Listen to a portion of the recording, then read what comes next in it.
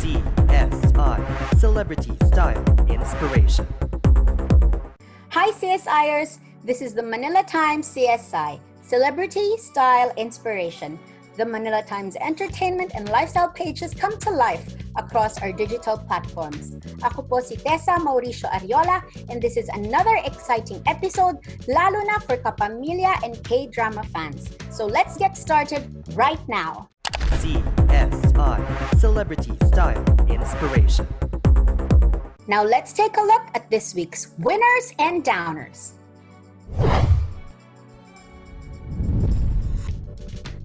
It's been another quiet week in showbiz, but this list of winners and downers nonetheless had people buzzing.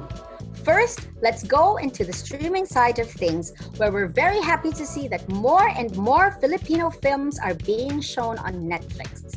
A total of 15 Filipino films are set to premiere through August and September on the online site, among them Love the Way You Lie with Zian Lim and Alex Gonzaga, Hindi Tayo Pwede with Marco Gumabaw, Tony Labrusca and Lovie Poe, and Kung Paano Siya Nawala with J.M. De Guzman and Rian Ramos. We also can't wait to see the indie films like Kung Paano, Hinihintay Ang Dapit Hapon, Distance, and Tayo sa Huling Buwan ng Taon. So congratulations to all the producers, filmmakers, and artists for this definite winner for the industry. A downer was the controversial win of CJ Villavicencio in the online music competition, The Pop Stage. CJ allegedly plagiarized his final and winning entry from the Huling El Bimbo musical. Via side-by-side comparisons on video circulating on social media, CJ's rendition of Pare Ko, including the musical arrangement, choreography, and overall concept, all seem to be lifted from the musical without permission. With the judging criteria heavy on originality, it is a wonder why CJ won the show at all.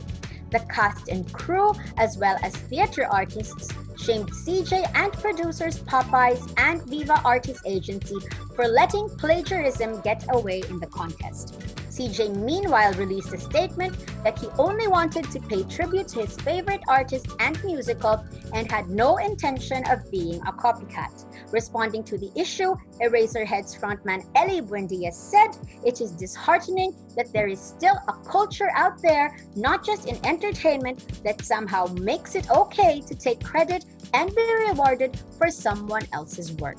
Moving on with the winner, it is exciting news that TV5 announced they are resuming entertainment production besides their focus on sports. Now that there is a new opportunity for artists and creatives to collaborate on content outside the erstwhile network war between GMA Network and ABS-CBN, whose free-to-air franchise had been revoked. One much-awaited show for block timers on TV5, of course, is the return of Chris Aquino to television via a talk show dubbed Love Life with Chris, which initially announced its premiere for August 15. A bit of a downer here in the midst of winning news, however, is that it seems that the show's premiere might be moved to a later date given the difficulties the 2-week MECQ cost on productions. Ending the segment with another winner, the League of Filipino Actors, or Simply Actor, released a now viral video to give thanks to our medical frontliners. The group wrote, "Ilang beses man kaming gumanap na doktor at nurse, hindi namin matutumbasan ang laki ng kontribusyon ninyo sa bayan, lalo na ngayon sa panahon ng pandemya. Kami sa aktor ay nagpapadala ng liham pag-ibig para sa lahat ng ating health workers sa frontlines, ang aming mga bayan. Alam naming hindi sapat ang mga salita, pero ito na muna sa ngayon. Titindig kami para sa iyo. Maraming salamat sa lahat." Among those featured in the video were Piolo Pascual, Angel Oxin, Ann Curtis, Dingdong Dantes, Marian Rivera, and veterans Joel Torre and Agot Isidro, and of course, COVID-19 survivor Iza Calzado. And that's it for this week's winners and downers. We'll be right back.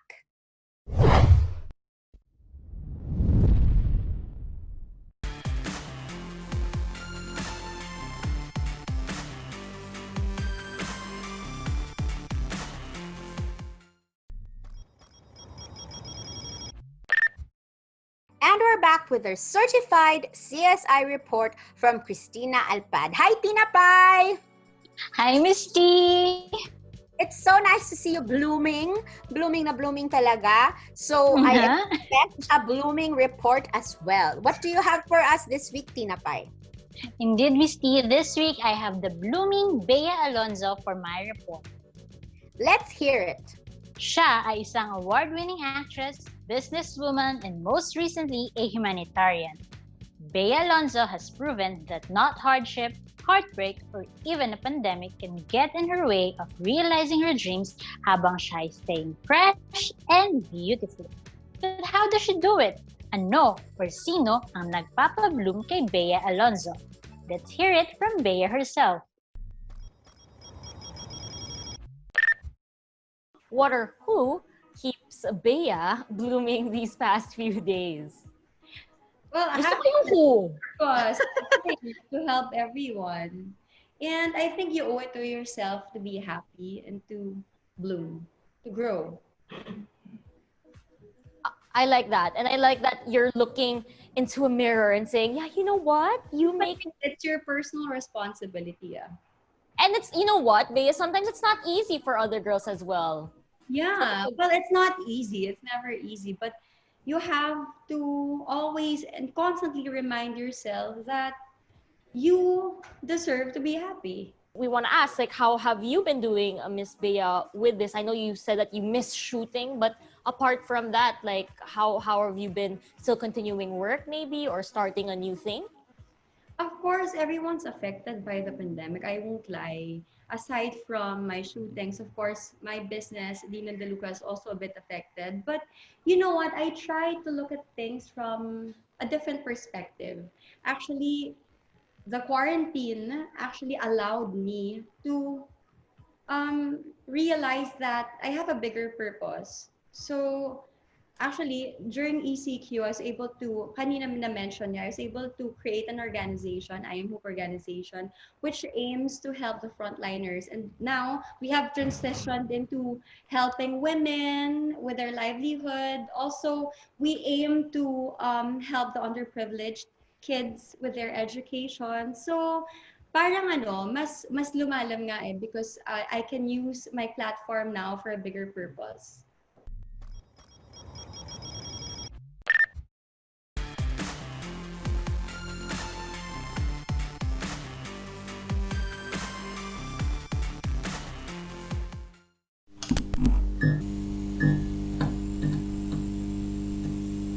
Early this year, everyone in the Philippines was talking about, nope, not the pandemic, but crash landing on you or Chloe. The hit K-drama on Netflix follows Seri-yoon, played by Son Ye-jin, a wealthy heiress from South Korea who is determined to break away from her complicated family and make a name all on her own. While paragliding, she accidentally lands in North Korea where she meets military captain Jung-yuk Ri, played by everyone's crushy Hyun Bin. The captain cares for the heiress and helps her get back home while, of course, falling in love in the end. The show brought so much kilig to binge watchers who were grateful to be busy by the show in early months of the strict quarantines. Emerging as a big star in the Philippines, Smart Communications successfully landed Yoon Bin to be its newest endorser back in June. And so he wouldn't get lonely, just last week, the telco unveiled his leading lady, Son Ye-jin, as the face of the Smart signature postpaid brand. The T-Zone was part of this winning project's virtual launch last week, and here's what the queen of K-drama had to say about the Philippines and her loyal fans across the islands.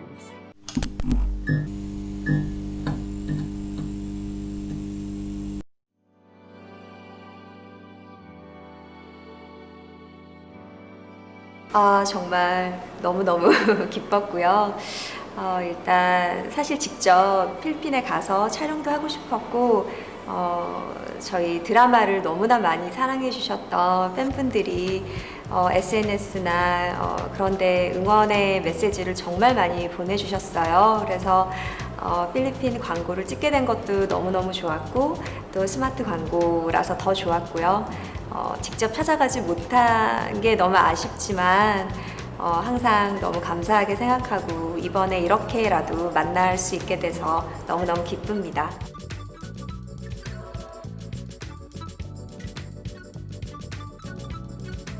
저는 뭐 하나도 특별할 게 없는 카메라 앞에서는 항상 캐릭터가 있고 주어진 역할이 있으니까 그것에 충실하는 편인데 카메라가 없는 저는 그냥 너무 지극히 평범한 여러분이랑 똑같은 그냥 사람인 것 같아요.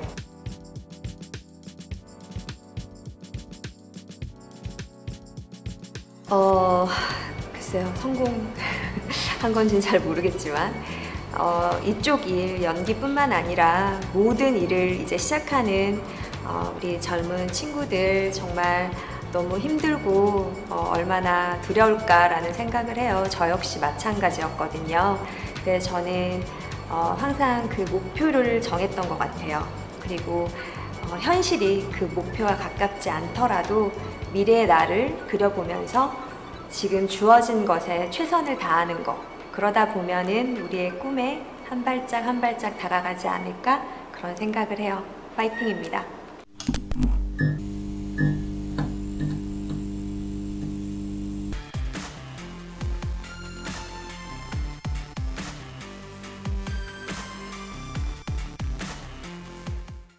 Let's get going naman with an all-new series that's premiering on August 17th from no less than ABS-CBN.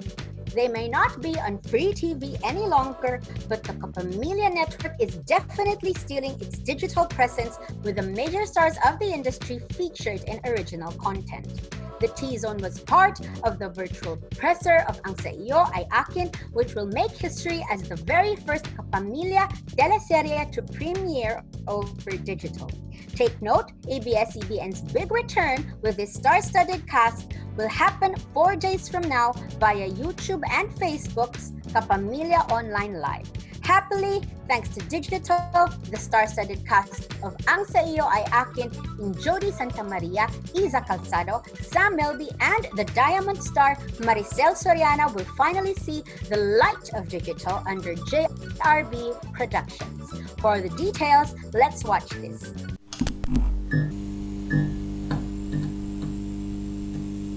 Hello, good afternoon, Miss JRB. I think right there. Hello. Anyway, my question is, like our artists were saying kanina po, I suppose part of the series had already been taped for the pandemic, and then part of it after. Paano po na-affect yung mga changes in taping yung storytelling ng ating teleserye? Napaka-ano nung question mo na yan. So talaga, with our situation, with the current, the pandemic, sobrang na-apektuhan talaga yung storya. But, good thing is, di ba, sa adjustment na ginawa namin, we are very confident na mas lalong napaganda yung naging direksyon ng kwento ng Ang Sa Iyo Ay Akin. Dami talagang adjustment also with the, di ba, bawal na yung bata below 21 years old na magtrabaho. But, maganda yung maganda yung kinalabasan. It's good to know. If I just may ask the artistas, kayo ba, especially maybe Iza, were you worried going back to work? Of course, the threat is still around us, and ninervyos ba kayong bumalik sa set even if it was locked in? Konting takot kung sa takot. Siyempre kasi ayaw mo magkaroon ng ganong virus, di ba? Kaya lang, nag-iisip ko yung ang saya ko kasi pag nasa set kami. Alam mo, kahit na tuloy-tuloy kami pag sinabing cut, good take, bis na kasi kami agad. Wala na yung chika, wala kami masyadong gano'n. Nakakapag-chika lang kami pag yung mga konting ganon, konting ganyan. Tapos, magre-reading na kami, reading blocking, tapos take na kaagad. Yung ganon, parang, syempre nakakamiss yung dati, di ba? Na may konting chikahan muna, yung ganon. Mukha kaming chika. Pero at least somehow, may feeling pa rin ng old normal, di ba? Nakakapag-tape pa rin tayo. Oo, nakakapag-tape pa rin kami. Yes. Yun nga yung mas madami ngayon yung tape. Yung mas marami kaming take kesa dun sa chika. Opo. Kumonti tuloy yung chika namin. Of course, syempre nandun yung takot. But I really appreciate the production and si Miss JRB and everyone that did the necessary precautions to make sure para sa safety namin. We did the testing beforehand. Pag nasa set, syempre nandun lagi yung medic. Dapat lagi naka-face mask before we do a take. So all the necessary precautions are done beforehand and even on the set to make sure sa safety namin. Before we started naman taping the new normal, binigyan naman kami ng mga guidelines and protocols na kailangan namin sundin bago kami mag-taping. The company made sure na yung guidelines na yun ay sang-ayon din sa guidelines na inimpose ng IATF. I would say na hindi mawawala syempre yung pangamba dahil bukod sa pagiging artista, nanay din naman ako, anak din naman ako, kapatid ako, meron akong mga bagay at mga tao na iniisip, hindi lang ang sarili ko. Parang inisip ko, okay, tapos ako dyan. Pero hindi ka dapat magpakasiguro dahil hindi natin alam hanggang kailan ng antibodies dahil marami pa tayong hindi alam tungkol sa sakit na ito, di ba? But syempre, of course, there was some fear, there were concerns na, magiging safe ba tayo? Lahat yan. But kaya ng sinabi ni Sam and Jodi, ABS-CBN prepared very strict guidelines that, we kept on trying to make sure, we were making sure, production was making sure na nasusunod. At yung sinabi ni Jodi na, syempre, di ba, inalaw ng Diyos, ng Panginoon. So, kasama sa pag-alaw niya na, kumbaga, kami ay mag-green light, kami ay umarangkada at mag-taping, ay yung protection and safety. So, araw-araw na lang tuloy ang aming dasal at pag-iingat. And we remind ourselves on set, di ba, of all the measures that we have to take so that we will keep ourselves and each other safe and well. Yan.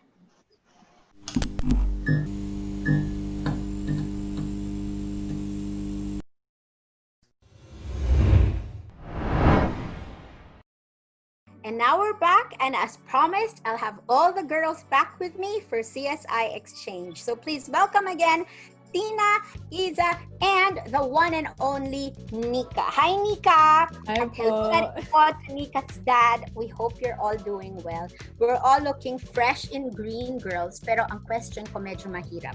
Do you think ABS-CBN will regain its stature in the industry via digital? I just reported that they will premiere their first ever na parang full-scale na digital teleserye on Monday. Sa tingin nyo ba, unahin natin si Tina, they will regain their stature as ABS-CBN sa digital? Yes, Miss T. I think po kung sa digital at kung ang comparison ay yung kanilang competitor dati sa free mainstream TV, I think yes, kaya po nila. As early as now, may hold na po sila.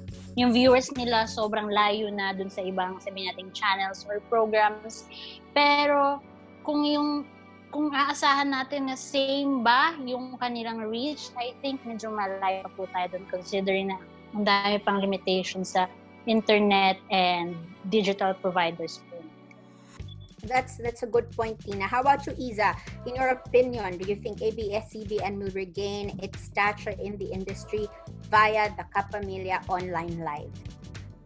I think, Miss T, kayang gawin ng ABS-CBN yun kasi po parang eventually naman magagawa po ng ABS-CBN yun. Parang ngayon, with what has happened po, parang mas napabilis lang yung pangyayari. So, yun po, with regards to sa nasabi naman ni Tina sa reach, sa tingin ko po mas madami in a different way kasi yung mga taga-ibang bansa po na Filipinos, makakapanood po sila the same time na papapanood din dito sa Pilipinas. Actually, Iza, I'm interrupting you because during the virtual press conference, one of the executives of the digital arm of ABS-CBN said that itong Kapamilya channel na to, Kapamilya Online Live, is really designed for the Philippines. So, yung mga shows dito, mapapanood abroad, supposedly, through their EFC. Kasi buhay pa rin naman yung the Filipino channel. But I'm sure as time goes on, the access for Kapamilya Online Live will be given to everybody around the world. No, I will truly give them talaga a bigger reach. Kaya lang sa ngayon, special muna para sa atin lang muna, 'di ba? Ayan. Pero good point, baka mas lumaki pa nga sila because it's online now. How about you, Nika Pai? Ano naman ang masasabi mo? What do you think? Kapamilya. Sorry, kapuso tuloy na sabi ko. What do you think, Kapamilyang Nika? Pasok! I think po mas lalong lalakas yung content po ng ABS. Like, for example, yung sa I Want nila, like, mas experimental kasi nga online yung audience. So, parang mas diverse yung viewers nila online so they can try different stories or different artistas naman po. And di naman po nawala yung mga loyal kapamilya. So, feeling ko mas lalong lalakas lang ang ABS. That's true. Actually, I asked the representative of ABS-CBN Digital nga kung nagkaroon na ba sila ng study kung lahat na ba ng buong Pilipinas ay meron ng internet ngayon, how much of the Philippines. Sabi naman niya, of course, the answer is no, but because of the pandemic and everything that's happening, I think one of government's aims and goals and objectives talaga ay maipadala na ang internet sa buong Pilipinas, no? So, in time, marireach na rin nila yung mga kapamilya na miss na sila ngayon, I'm sure, no, from the far-flung places of the country. Pero ang tanong ko lang kasi, 'di ba pag internet kasi may bayad talaga extra? 'Di ba? Yun lang. Yes. So lahat kaya makaka-afford ng internet. Yun lang. Pero baka naman by then, sana naman available na talaga ang internet sa lahat-lahat sa atin. So with that, we would like to wish the Kapamilya Online Live the best of luck in this new chapter in the history of ABS-CBN. Di ba, girls? Good luck sa kanila. Isa namang thumbs up dyan for our Kapamilyas. And of course, we will see you again next week. Tayong lahat. Promise ko sa daddy ni Nika Pai, nandito po ulit si Nika for CSI Exchange. Thank you very much, girls, and thank you very much sa inyong lahat.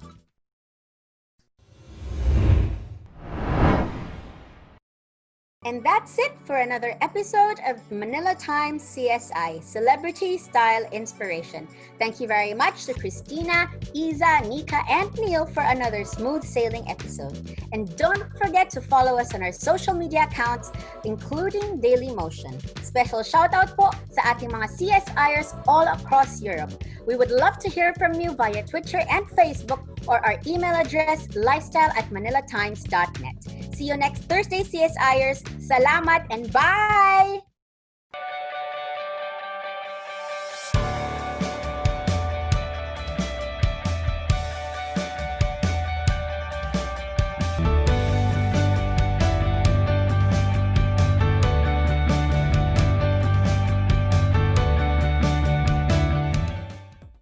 Don't forget to subscribe to our YouTube channel for more episodes of the Manila Times CSI. See you!